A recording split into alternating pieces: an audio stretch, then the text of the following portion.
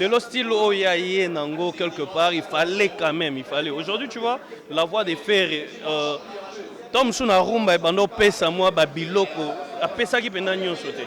Mais tant qu'on a un style, Rumba Trap, comme on le dit, R&B et autres, tout ça là et tout, moi j'ai compris vraiment que non, le monsieur a aucun des sous encore un peu plus loin, Makassi. Parce que. N'explique que nous on a 3 biloko. Single 0, il y a une chanson, regarde-moi. Naebisa que tu as une dynastie. Album Jésus de Niance a fait si ma collègue n'a pas titré. Les obi makalamingi. Et puis dans l'album Harmonie, il y a différentes couleurs. Jésus de Niance on était crucifiés donc dans la croix. C'est une occasion en or aujourd'hui de prouver votre amour n'est pas de Bonabino. Botika Rokenero Sombara Sukusu na ba Deezer, na ba Spotify, na ba Apple Music. Maintenant vous avez la capacité il y a consommer la plateforme congolaise pour que l'artiste congolais les lots base à la capable il y a moi mbongo muke au lieu mbongo ane kendara chez les Américains et chez les comme donc tout ça là na ba regret belé ba idée na biso neto no ya na ba mission na bino penga ke somaka usangoni na bandi ko sopa o na otesa bi na to teka biloko na wenza lufula kari. Maison d'habillement Ephrata adresse 18 rue d'Anvers 69007 à Lyon. Référence Sax Gambetta. Maison d'habillement Ephrata. Les amis maison à Bagène. Bana Mokili Mobimba. Bana Poto. Ba Pasteur. Ba Liré. Ba Frère en Christ. Tout bengi sibido nyonso. Bolata na maison Ephrata. Du nouveau à Lyon, boutique Ephrata chez Dadi. 18 rue d'Anvers, Lyon 69 007, référence Sax Gambetta. Check, c'est pas pareil.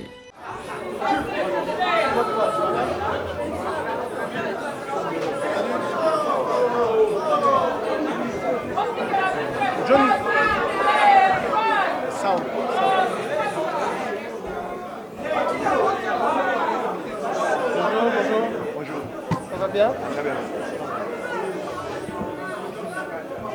On est bon. Ma question est dans les heures, ça va pour ça, 1 heure au moins. 1 heure. Ah ouais. D'ailleurs, je pense dans 2 minutes peut-être. Ok. Chers bonjour. Ok, s'il vous plaît. Écoutez, parce que là on est déjà en ligne, vous allez le remarquer. Plus il y a d'embrouille, plus on ne sait pas bien se capter. Quand je vais donner dans quelques minutes, Dieu merci. Vous allez vous accueillir aussi. Une plateforme de streaming. Alors une plateforme de streaming, c'est une boutique. C'est un peu comme la FNAC à l'époque, qui était des boutiques physiques. Aujourd'hui, Mouska, c'est une boutique en ligne. J'ai aucun problème de citer d'autres exemples. Il y a Deezer que vous connaissez, Spotify et ainsi de suite. Mouska est une boutique comme elle. Donc, comme c'est une boutique, elle travaille avec tous les artistes. Ou elle travaille avec les labels des artistes et les agrégateurs qui nous donnent leur contenu. Et nos abonnés... Oui, merci dans le forum. Forum Trap, en fait, ce qu'on a bien expliqué pour comprendre les grades de matière. Il était temps, tant qu'artiste, il en créativité, il était temps qu'il a créé un style et aux référence. Peut-être un jour, l'artiste Misusu Babiaka ou Barukuta Rabiso ou Misusu Baling Rabiso, qui non, au fur et à mesure, s'adapter à un style. En fait, style, c'est pour expliquer ça comme ça, comment ça va être un peu difficile. Mais tant que vous avez un rythme, tant que vous avez vraiment changé, pour des manières dans le bêta, on a comme un style pour les alliés uniques, il y a un gars pour battre. Mais pour moi, expliquer vraiment c'est difficile. Ok, merci. Alors, on va continuer. Il y avait une plainte, un ami qui avait le micro. Tracy, est-ce qu'on peut donner le micro? L'ami qui avait. On a 6. On a 6. Ok. Yeah, bien sûr. Le frère, est-ce qu'il est là? Est-ce qu'on peut donner le micro? Je suis M. Nassis Moutombo de 3W.CD, le premier portail des arts étudiants ici. A.CD. Alors, moi, la question est que nous avons affaire on s'est lancé dans un challenge moko ya sika ozo s'est rapproché de plus en plus dans la musique opéra. Mais une chose, on vous reproche dans la musique opéra, on vous reproche texte au Saliwana. Silence s'il vous plaît. Vous reprochez au texte et l'orthophonie. Orthophonie, c'est la manière de prononcer certains mots en fait. Oui. Alors, maintenant, est-ce que l'obi, comment on a fait rigolo, à ce que la nouvelle nous est bon, c'est vraiment la lingala avec le même style. Voilà, pardon, voilà, question dans la liboso. Et des deux, la mouska. Aujourd'hui, vous nous présentez Ferrigola. Pouvons-nous savoir quel contrat vous lie avec l'artiste? Merci beaucoup. Merci. A.CD. Frère, tu sais, aujourd'hui, Bissouba Congolais, je ne sais pas.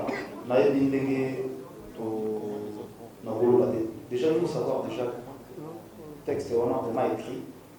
Combien de collaborateurs, on a toujours travaillé dans Bango. Compositeur, j'ai interprété. Mais le problème est qu'il faut savoir, moi je ne suis pas un Français, je suis un Congolais. Et nous les Congolais, on a notre accent, nous. Quand on dit, papa, t'as l'accent. L'accent là, c'est l'accent congolais. C'est comme les Français quand ils viennent ici aussi, ils ont l'accent, quand ils essaient de parler les gars. Il faut savoir que non, prononcer les mots, c'est ma façon de prononcer. C'est pas que nous, je ne sais pas, nous les Congolais, nous sommes toujours comme ça. Si nous les bien, il faut les amants critiquement comme ça,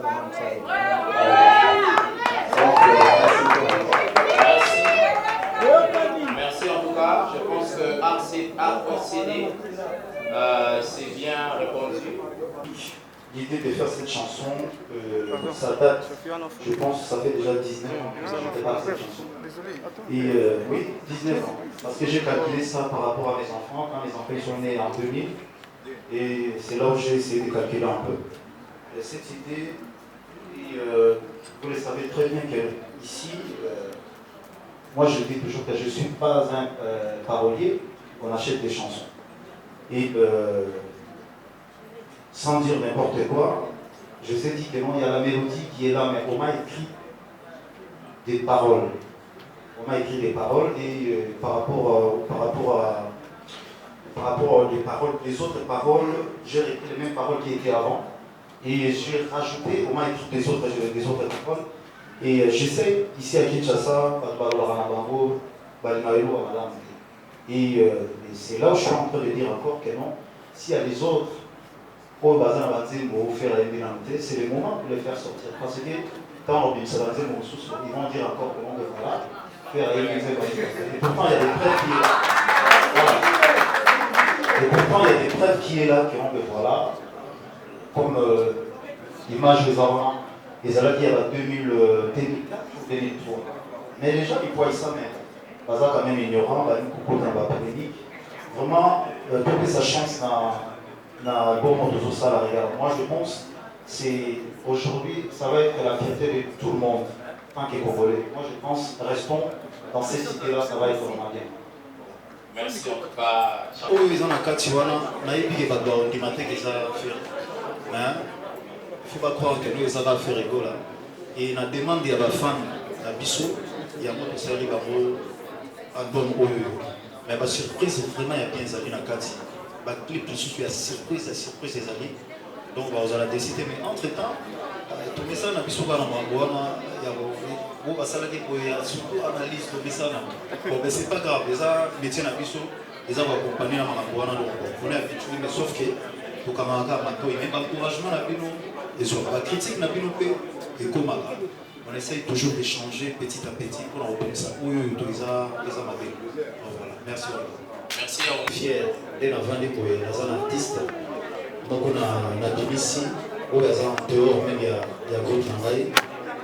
Moi, je fais que l'encourager.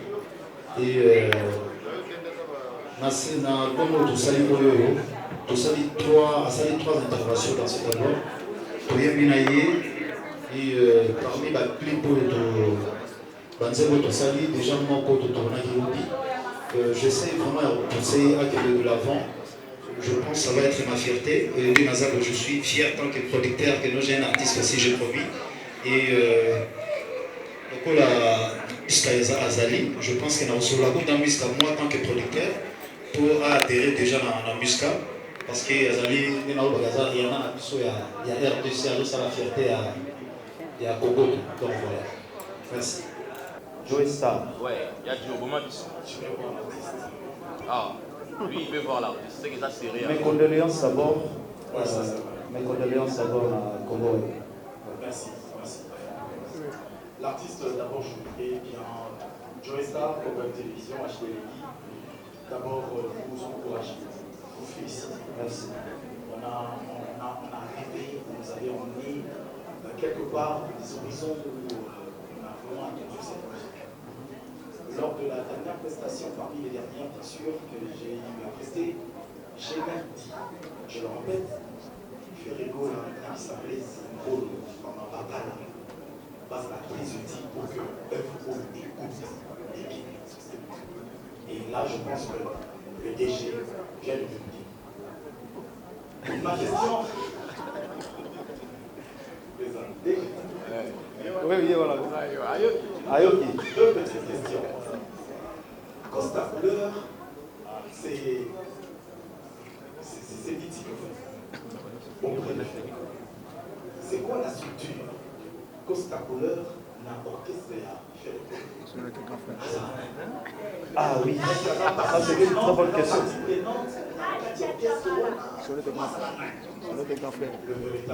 Les véritables Costa Couleur. Et la deuxième question, c'est la chanson Regarde-moi. On pensait que Céline Dion serait là parce qu'on a entendu, vous avez promis, mais c'est la voix de Ferrego là et ça nous a fait rêver un peu de Céline Dion. Mais on attend quelque chose qui a été promis. C'est un duo avec Maître Gims. Oui. Je suis toujours sur ma soif. Est-ce que ce sera la voix de Ferrego là, un peu du Gims, ou ça sera vraiment du face à face avec Maître Gims? D'accord. Merci Joe la question déjà. Deux questions. Véco Stadcouleur, tu sais, moment où nous allons, il faut avoir des gens qui vous soutiennent. Et c'est un grand frère déjà. Si j'ai un problème aujourd'hui, si j'arrive pas à le résoudre, je l'appelle, je lui demande comment j'ai fait. Et il est là pour nous tous. C'est un grand conseiller déjà. Et merci encore pour le soutien. Donc il est là pour faire rigoler. Et merci encore. Et Gio avec Maître Gims, je pense, notre manager Aya, elle est en train de les négocier encore. Et il faut savoir que nos Maître Gims, à ce moment en France, il est numéro 1. Et c'est comme Johnny à l'idée d'aujourd'hui, quoi. Donc vraiment, il a ses temps aussi, donc il a des déplacements. Il est en train d'enregistrer aussi un nouvel album. On est en train de faire des efforts là, comme on avait promis aux gens. Et ça va être un peu secret, mais bon. On attend l'album quand ça va sortir, qu'est-ce que ça va nous donner. Donc on attend. Okay. On attend. Merci en tout cas pour la réponse. On va prendre Magali ici. Ah, il y a Magali à Zalaki déjà. Merci, il y a un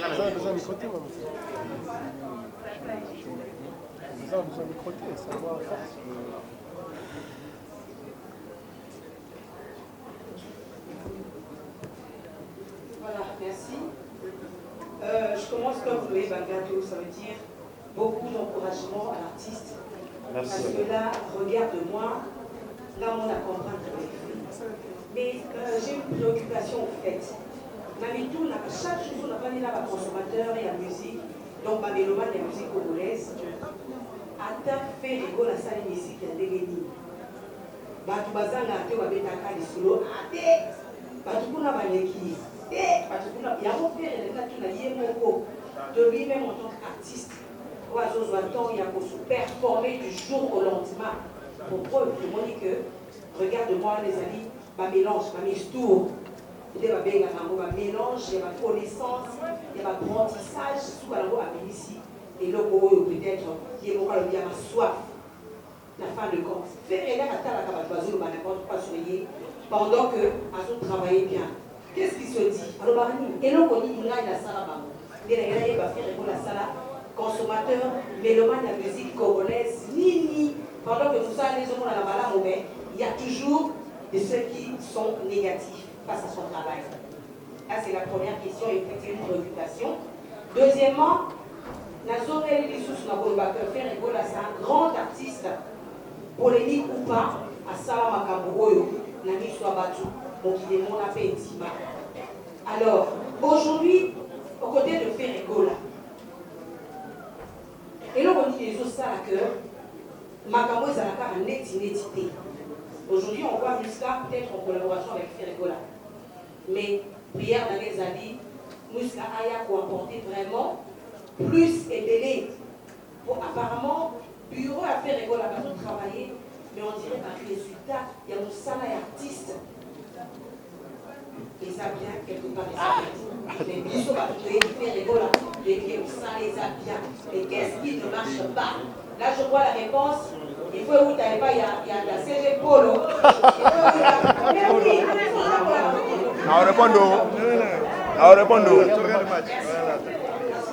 Oui, merci Magali.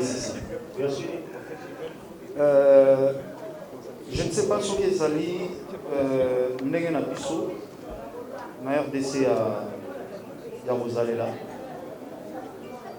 Na yebite sona bamboka mosusu soki ezalaka bongo. Na yebite. Bon, je vais dire déjà grand merci à ma maman parce qu'il y a eu tapé ça dans le bongo. Oui, ils ont salé l'eau bien, bazo critiquer, bazo loba, ils allaient rappeler bien. Au salé l'eau au mot que tout va dans le silence. Non, nous donnons l'opinion, mais je suis habitué à ma critique, à ma profita, à tout ça pour y. Je pense que dans le barrage, nous devons changer moi ma qualité na biso, moi moké, et ils allaient bien. Les côtés bureau. Je pense que le bureau mon bazali à Bazokaba, toujours ça là-bas est fort. La critique n'a bureau n'engezoya, toujours ça là-bas est fort. Tout comme ça malé. Net en France, vous avez une équipe à communication, vous avez son équipe à communication, vous avez une équipe à communication. N'engepé à on a Kinshasa toujours ça là tout recadré encore. C'est que les gens ils comprennent pas que non, les lots montent dans mon dos. Il faut à ça la rôle naïe. Si vous voyez bien que nos rôles pour eux, ils allaient à DG Poloté, et vous avez le rôle peut-être il y a Trésor Communauté. Ce qui rôle ils ont Trésor Communauté, vous avez peut-être il y a Tracy, et vous avez peut-être il y a Dieu merci, tout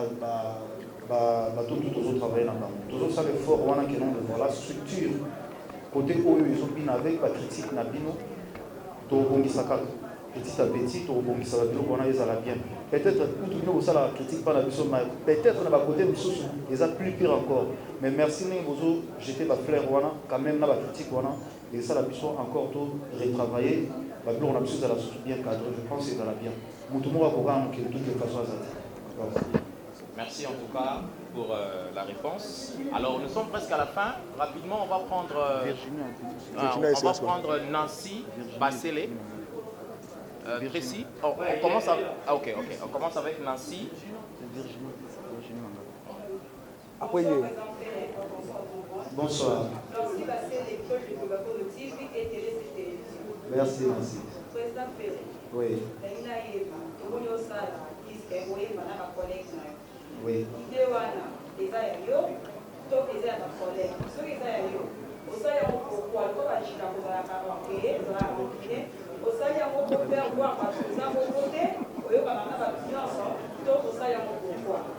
Deuxième question, la réalité, question sur les amis, regarde-moi.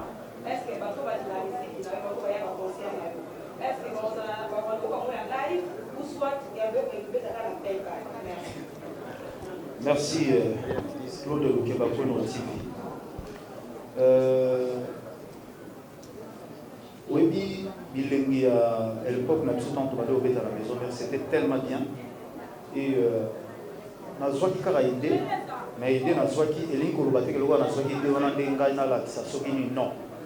Avec beaucoup d'humilité, Naluki va Begonangai, Nazalaki outre kabwana biso nazali na yembeli alias Demelobo nazosalaka effort eza vraiment difficile. Il faut savoir que nos musicien na musicien aza na caprice na ye toyebani biso nyonso caprice abaninga toyebi oyo azalaka oyo azalaka eza vraiment place mais ça va aller ekosalama.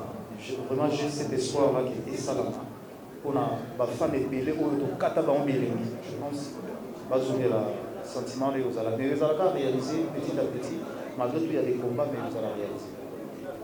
Merci. Virginie est de retour. Ok, on prend Virginie et puis on va finir avec Lingala Facile et Aïcha Okoko. Voilà, Virginie Manganga en tête. Faire école la félicitation. Merci Virginie. Et on va trouver la mitou. La biso. La bateau va la rayo, la bateau va la rayo, et comment va bien le mitou. Maintenant, on va faire bibi, la monnaie sous les mains. À toi et par nous. Big Christophe fait à Yemba Yambo. Ah bon? La Bibi, on a vraiment la courage d'envoyer sa biso. Auteur-compositeur, il y a des années. Parce que ils sont tout le monde pour la promotion dans les médias internationaux. L'invité fait aux autres par la ligne. Parce que nous avons ici, les consommateurs n'ont pas besoin de sauter. Ils sont au Cameroun, ils sont au mais absence de la TV5, la France 24, aux autres communautés qui ont voté. Peu aussi la promotion de Awa, dans sa promotion Bazali, il y a Saratola, Charlie Prince, les regards de la presse, Bazote Kabendanzé. Mais il a une bonne affaire, il faut par la ligne. Donc, on se permet. Merci Virginie, ça vient à peine de sortir. Hein. Donc, il a mis le lot jeudi. Donc, il faut ici 2 semaines le lot. Donc, ce qu'on a eu rapide, ils ont d'abord. Pour le respect à presse ndenge boza nazali boso na bino nayaki boso pona ko respecter contrat avec Musa et Vodacom et il faut pas oublier que non la charité bien ordonnée commence par soi-même donc il faut ebanana na mboka na yo et ndenge nazosonga naza na petit programme et c'est là naza vraiment pona court de séjour nayaki pona respecter cette rendez-vous c'était vraiment très très très important. Et nous, on a dit que nous avons salé les non, nous salé d'abord pour les Congolais et les autres après. Donc, nous avons consommer. Nous avons fait un challenge, nous avons fait $300. Nous avons fait donc, c'est pour nous-mêmes. Nous avons fait donc, je dois me défendre partout là où je vais aller. Et tout ça, le programme, et album des années pour limiter, mais bon, on va commencer déjà par ça. On va faire la promotion en quelques temps. Ok, merci. Alors on prend Lingala Facile. Ah, on va faire Lingala bien. Aïe. Lingala Facile. Ah? Yeyo, auteur compositeur. Là, il faut faire la pandia. Question kilométrique, s'il vous plaît. Merci. Lingala Facile, Gershon. Une question. Merci beaucoup. Bonjour à tous les collègues. Bonjour. Bonjour à toute l'équipe. Bonsoir et merci. Alors, bonjour à la presse. On a facilité le Gola. D'abord, pour chapeau. Merci. Et le oiseau de la vie qui est avoir une baguette de merci. D'abord, pour chapeau à ça. Et déjà, tout ça, la vie là, nous avons retrouvé le paquet. Nous avons retrouvé pas mal de choses. Alors, mais ça, on conseille master.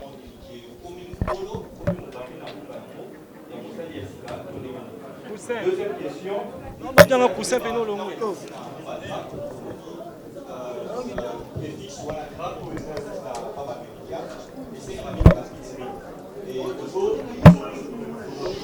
S'il vous plaît, pardon, là-bas derrière, musique na biso etikali boye parce que unité eza te et banigérien basangani ekoki basaleli est-ce que perigola na rumba trap akosangana te na bandeko ya génération na ye moko le premier mpona kosalela biso banzembo kitoko mpe voir musique na biso eza lisusu ezonga na place nango merci garçon mokebi libala facile mpe bafokongo merci libala facile lelo nazosala effort moko soki baartiste congolais tokomi ata 5-3 na esprit oyo peut-être naza nango pour faire évoluer encore musique pour Galato Zoka numéro 1. Et le lot, ils ont encore un nom d'artistes congolais, tout est bagarre vraiment. Tout ce qui est moi, c'est la musique, tout ce qui est moi, c'est ma manqué. Pour la nini, il y a aucun bakanda, il y a ça va qu'il y a l'équipe boyée, il y a l'équipe boyée, il y a l'équipe boyée. Et l'idée où on suit, il y a aucun bakanda, il y a tout ce qui est bakamo, il y a quel esprit peut-être faire à Zanabo. Dans un esprit moi boyé, il y a ouverture du monde, surtout quand il y a ouverture. Dans un esprit ouverture, on a eu que nous sommes à collaborer. Et le lot, on va collaborer. Si effectivement on a tout poussé ma cambo qui est du dessous, on va se faire des. Mesdames et messieurs, en tout cas, merci beaucoup de vous savoir très nombreux. Bienvenue sur Bolanda-Rabiso, na grosse caisse News TV. Le lot toyaki awana hotel Sulutani et Sikanini bandeko ya Muska.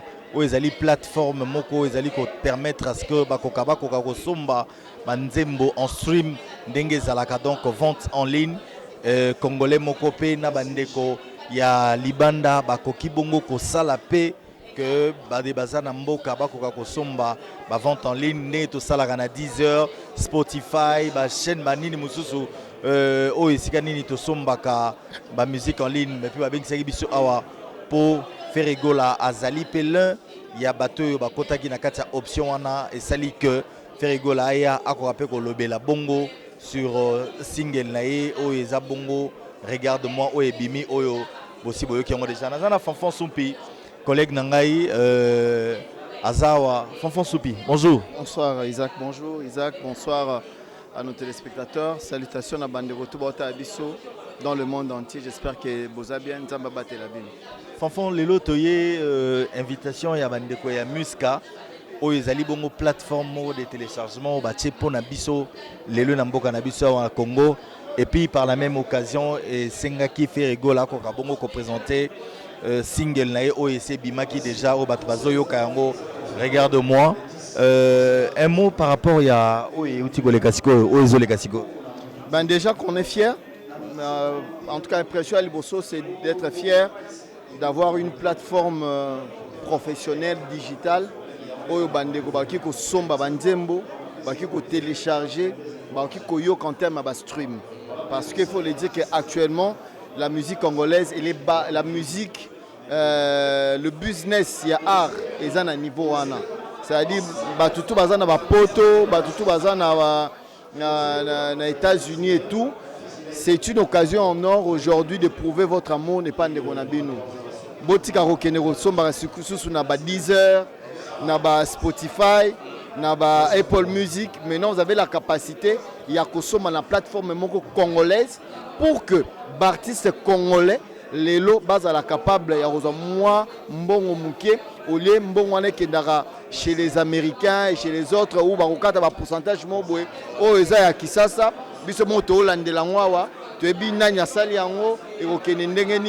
Donc on est très fiers et on félicite Bakolo plateforme wana Jomo Pondo Nandeko Naemo Ombi.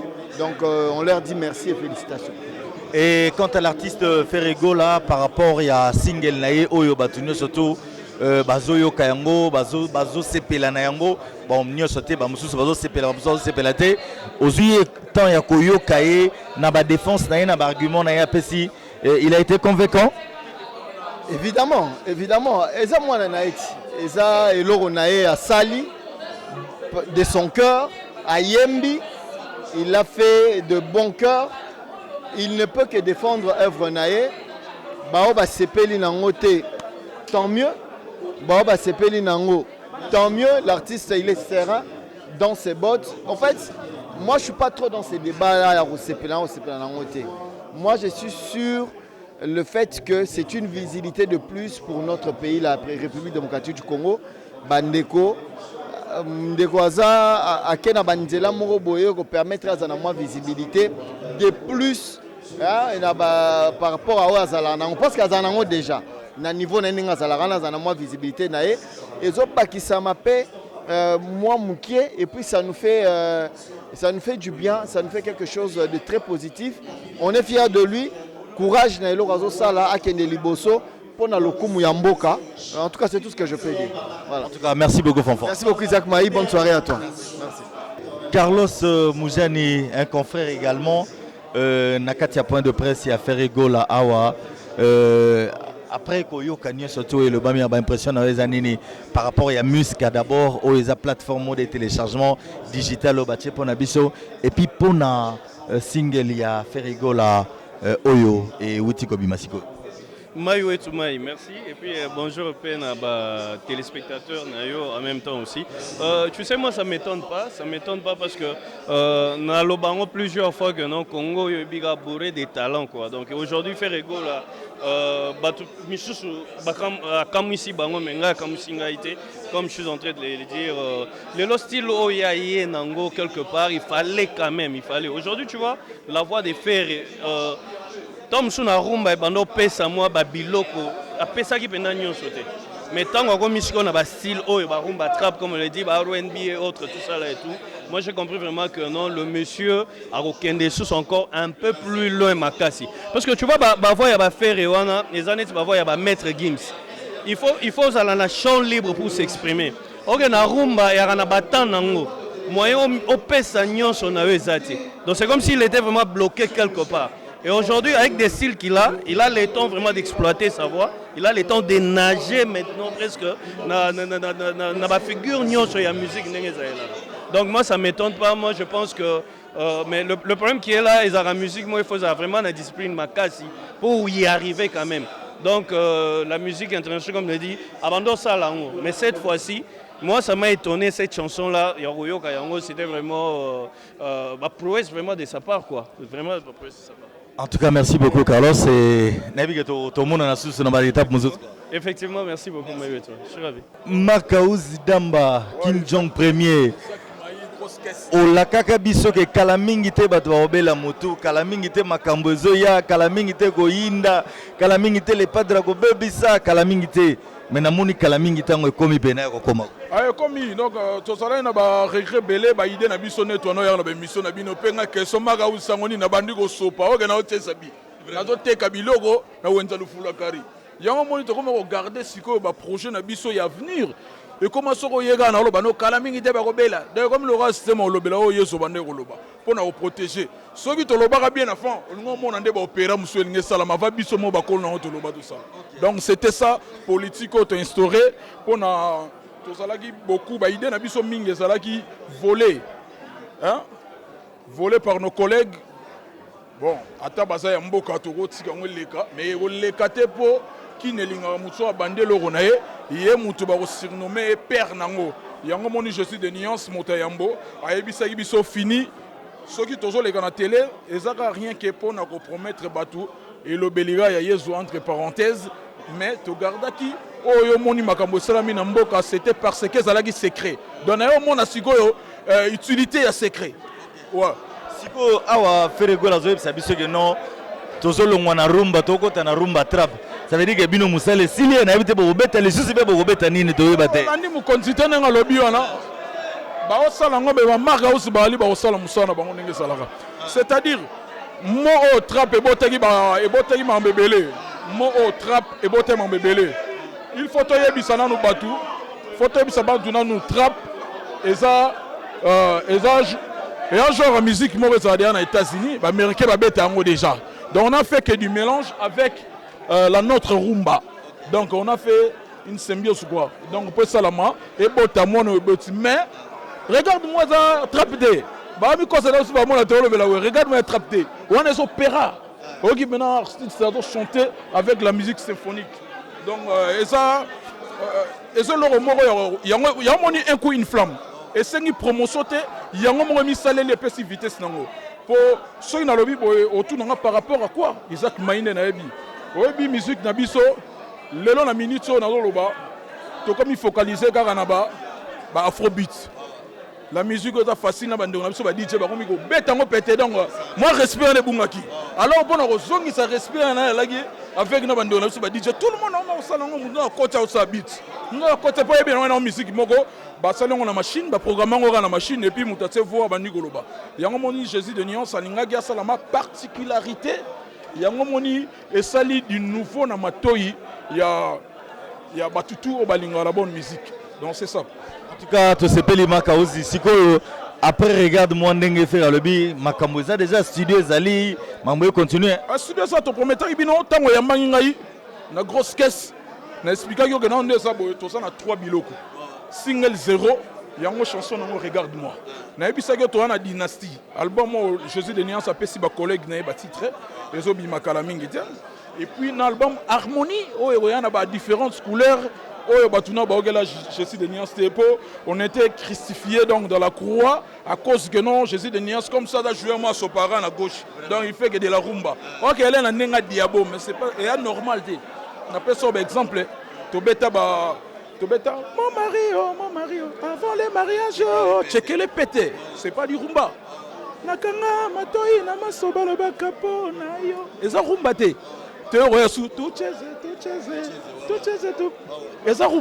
donc artiste de abetane ba différentes couleurs mais le bane fallait ba le bane to on a besoin le bon moko rien que rumba zalate na kati o pesa biso ba couleur musu fallait ne ba lo barabongo ngana yeka pona rectifier bango et puis na sinde na lo barabo ngana so na réseau pe ba 4 ans na patient bobo mabo tumba bo kalinga mais kota suga rende kita ya c'est le boué rende kita.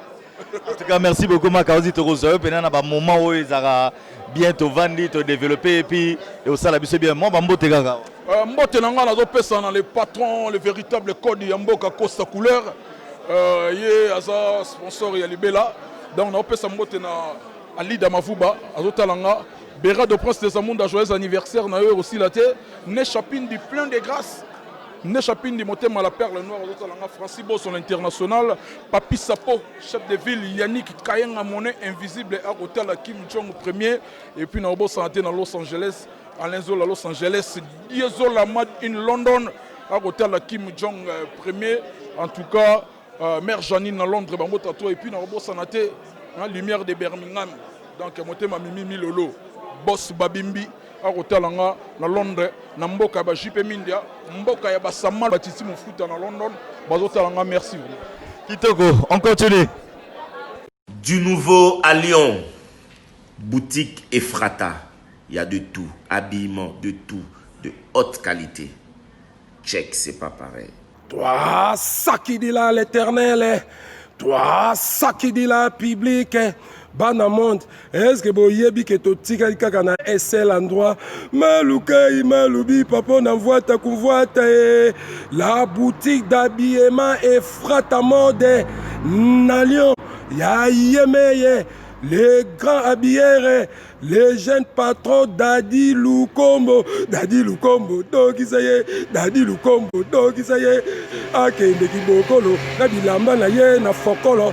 Donc, son excellence Didier Nzongo Mokonzianga, les rois de Odi Chilombo, les chefs de famille, par force, je vous confirme les meilleures boutiques d'habillement Ephrata mode Nalion, Yayeme et les grands habilleurs Dadi Lukombo.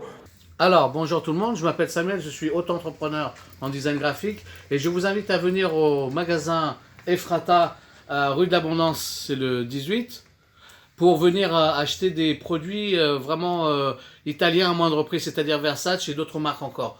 Donc venez tous très nombreux pour pouvoir regarder ces marques et profiter des meilleurs prix. Voilà, merci, bonne journée à vous. Au revoir les amis. Regardez, vous avez le choix, vous avez plein de belles vestes, plein de belles chemises, plein de beaux costumes qui feront de vous le roi de la ville. Allez-y et n'hésitez pas à revenir au magasin, vous allez être les champions du vêtement. À bientôt j'espère sur les réseaux sociaux. Au revoir.